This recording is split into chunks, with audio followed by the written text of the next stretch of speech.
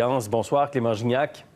Bonsoir. Serge Godin de CGI proposait 100 % en subvention salariale, probablement pour arriver à ce 75 % finalement. Qu'est-ce que vous pensez de cette mesure de subvention salariale?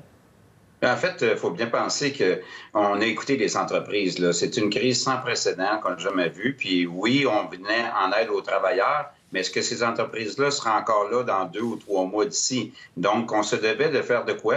Et là, je pense qu'au fédéral, on commençait à être inquiet que la machine au niveau de l'assurance-emploi et le ministère du Revenu ne pourrait même pas revenir là, à la rescousse. Donc, on ne prend pas de chance. C'est costaud là, ce qu'on vient d'annoncer, Gérald. Là. On parle d'une mesure, là, dépendamment, on ne sait pas encore à qui ça va s'appliquer parce qu'on parle de petites et moyennes entreprises. Est-ce qu'on définit comme une entreprise de 100 employés et moins, ce qui est à peu près 50 % des emplois au Canada, ou 500 employés et moins, ce qui est 80 % des emplois. Donc, ça va se promener entre un coût mensuel de 30 à 50 milliards, dépendamment de la définition. Mais je pense que M. Trudeau veut se montrer généreux. Donc, moi, je m'attends là que ça ressemble beaucoup à ce que M. Godin proposait, mais que dans le fond, les entreprises vont payer les employés et vont être compensés à la hauteur de 75 % Et en plus de ça, on ajoute des prêts bancaires sans intérêt pour les PME jusqu'à 40 000 $. Oui, puis si, dans le fond, là, vous allez peut-être même avoir un 10 000, vous n'aurez même pas à rembourser. Ça, c'est pour s'assurer, là, parce que, vous savez, c'est les caisses et les banques qui sont près de leurs clients. Là, puis on parle de peut-être des petites entreprises, les restaurants.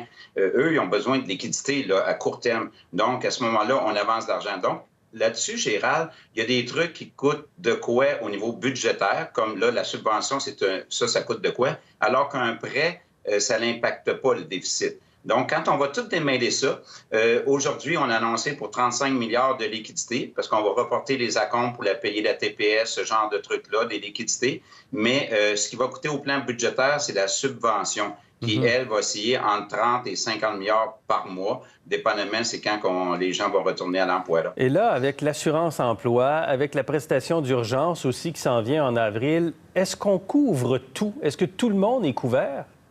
C'est pas mal de monde de couvert. Bien évidemment, si vous êtes un étudiant qui a gagné moins de 5 000 $ l'an dernier, là, vous allez passer entre les mailles du filet, mais peut-être qu'il va y avoir d'autres annonces la semaine prochaine. Mais disons là, qu'on commence vraiment à rassurer, parce que les travailleurs, c'était quand même des mesures rassurantes, c'est-à-dire personne qui se met riche avec ça, mais au moins on peut faire notre épicerie. En plus, la caissière ou du côté de notre représentant à la caisse ou à la banque va peut-être nous donner une chance au niveau des hypothèques. Mais là, c'était les entreprises là, qui avaient un danger. Oui. Et là, on vient vraiment de rassurer pas mal.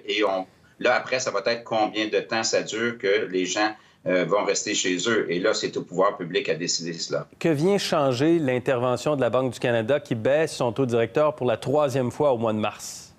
C'est pas tellement à la baisse du taux parce qu'il n'y a personne qui va changer vraiment ses décisions dans ce contexte d'insécurité pour 50 points de base. C'est surtout ce qui allait avec Gérald, en étant aux papiers commerciaux. Or, il y a des grandes entreprises qui doivent se financer sur le marché monétaire pour les 30 ou 90 prochains jours qui n'avaient pas accès. Maintenant, il va y avoir accès parce que à ce moment-là, au niveau des banques, ça sécurise aussi, puisqu'à ce moment-là, on peut avancer des montants, sachant que la Banque du Canada est en arrière de ça. Donc, c'est plutôt pour mettre de l'huile, je dirais, là, dans l'engrenage, là, cette annonce-là. C'est pas tant pour le 50 points de base. On se rapproche sérieusement de tout ce qui a été annoncé aux États-Unis, que ce soit au niveau de la Réserve fédérale ou que ce soit des mesures budgétaires, puisque quand on parle de pas loin de 200 milliards de liquidités et de déficit, c'est à peu près un dixième de l'économie américaine, puis eux, c'est 2 000 milliards. Donc, c'est à peu près ce qu'on parlait un peu plus tôt cette semaine, un déficit qui pourrait finir entre 150 et 200 milliards, possiblement au Canada, pour cette année. On n'est pas loin de 10 % du PIB. Comme aux États-Unis, à 2 200 milliards, on est aussi à peu près à 10 % du produit intérieur brut. Oui. Mais c'est temporaire, dans ce sens que c'est non renouvelable là, pour 90 % des mesures de ce que je peux voir, sauf la liquidité, ce qui est une autre paire de manches. Et à ce moment-là, c'est pas récurrent. Dans notre cas, on est bien moins endetté que les États-Unis au niveau de nos finances publiques, puisque nous avons une cote triple A, ce qui n'est pas le cas des autres pays du G7. Donc, aujourd'hui, le directeur parlementaire du budget disait baisse de 25 % du PIB en variation annualisée dans son scénario au 2e trimestre, taux de chômage à 15 % au 3e trimestre. Vous êtes pas mal d'accord avec ça? Ben lui, il a fait une hypothèse que c'était jusqu'au mois d'août, hein, le confinement et tout. Là, oui, le confinement, ça va, mais la reprise de l'activité économique, c'est quand? Mais on sait que M. Trump, en fin de semaine, va avoir une décision importante à prendre. Lui, il a l'air d'avoir bougé plus vite. Peut-être que c'est un peu trop tôt, le 12 avril. Mais si on s'entendait Ottawa avec Washington, puis qu'on décidait de reprendre, mettons, le 1er juin, bien à ce moment-là, le déficit qui faisait état serait peut-être plus faible que ce qui avançait.